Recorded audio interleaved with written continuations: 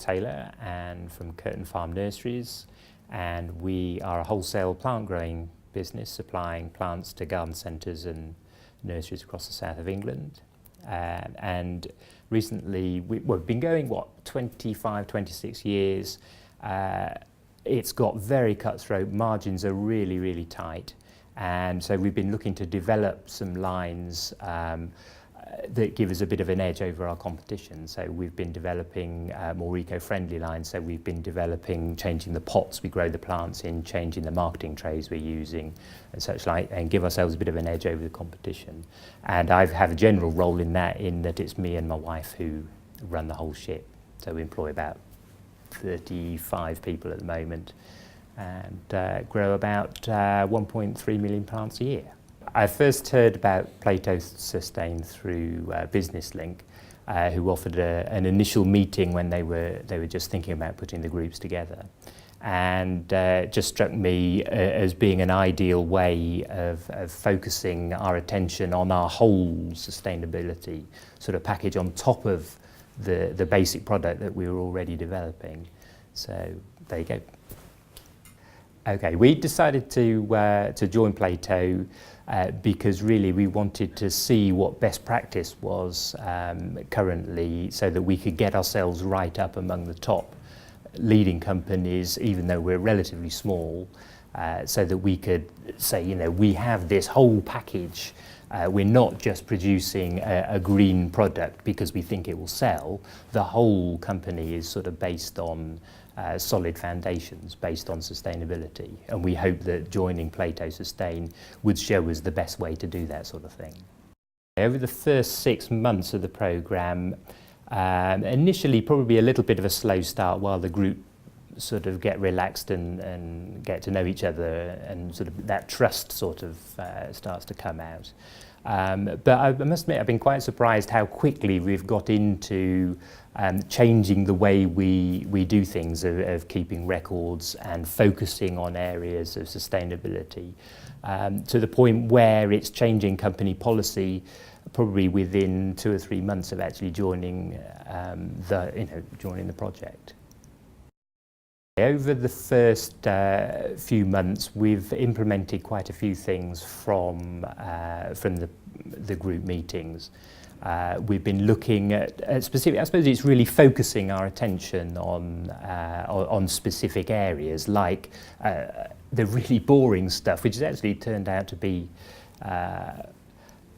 not interesting, but I must admit I've got slightly obsessive about recording some of the information now. So suddenly, you know, we get an electricity bill once a month and you pay it, but you don't actually necessarily analyse what's going on from day to day and week to week. So actually to have somebody say, why don't you look at that, actually did open our eyes to quite a few potential savings we could make and quite a few changes we could make to our operations.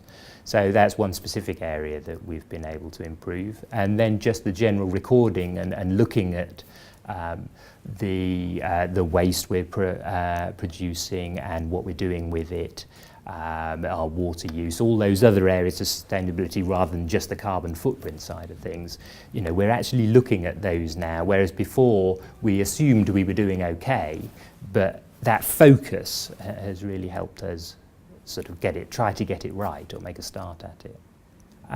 Sort of the short-term benefits, I mean, it's difficult to say in the long run because the actual amount of money you're talking about saving with electricity bill and the water bill is actually a relatively small percentage of our turnover. But having said that, we look like we're going to save about £3,000 on electricity on our current cuts and savings that we've made. So obviously that's making a contribution each month.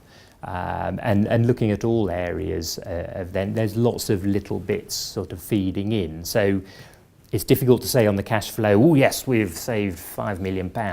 It's just eking away every month at it, and we feel much better about it, which is a very positive thing for everybody in the company, not just ourselves. So there isn't always just the monetary return. There's that whole sort of goodness feeling that you feel better about what you're doing and more satisfied with what you're doing. You know, not everything is about money. On my own personal development since joining the scheme, it's quite difficult to sort of separate your own personal development in a small company, because I'm so much of, this is what we do. We spend so many hours there. This, a bit sad to say, this is our life, but it is a big proportion of our life.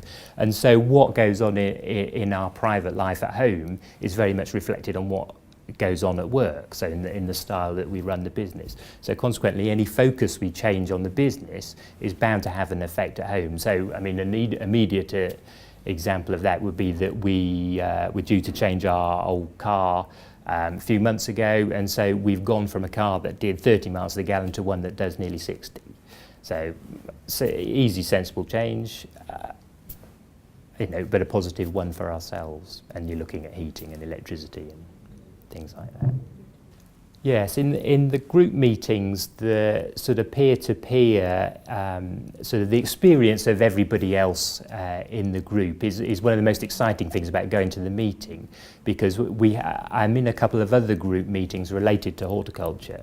So we're dealing with other nurserymen, and we have very, very similar problems and issues with running our businesses. But to actually come out into a group and meet businessmen from a completely different background is just so refreshing. They still have the same basic problems we have, which is really reassuring, because you feel it's not just your industry that's necessarily getting it wrong, but everybody has their own problems, and everybody the same way will have their own solutions. And sometimes it will be, the benefit will be, somebody will say, I do this, it works really well, but equally somebody will say, I've tried this, it was rubbish.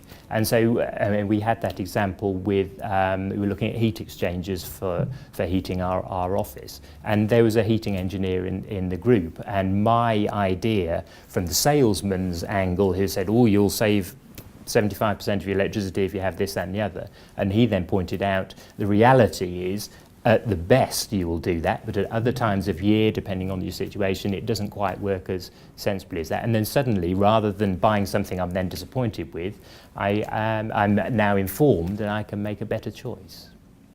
Describing Plato in 3 words, that's quite tricky actually, because I go on a lot. And I'm not somebody who usually makes things very concise, but I have been thinking about this. And if I can remember the 3 words, one of them was focus. For us, it's getting that focus on what is important and how to do something about it. And the other one was opportunity, which is just what fantastic opportunities there are if you embrace this to take a business forward. And the other thing was actually doing something about it. There was action, actually people giving you tools and ideas where you can actually go home and do something about it straight away. Okay, would I recommend Plato to other businesses? I think for a lot of people,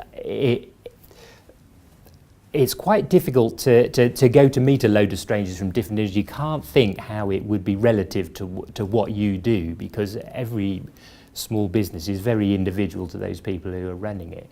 But to come and meet lots of other people, when you find out they have basically the same issues and problems as you do, and you can enthuse about something, you can go back. You take a step back from your day-to-day running of your business, and you can get a much more overall view. You can get some positive input from people, and you can go back enthused and excited about what you're doing. You're not all tied up in your day-to-day running, and that's very refreshing.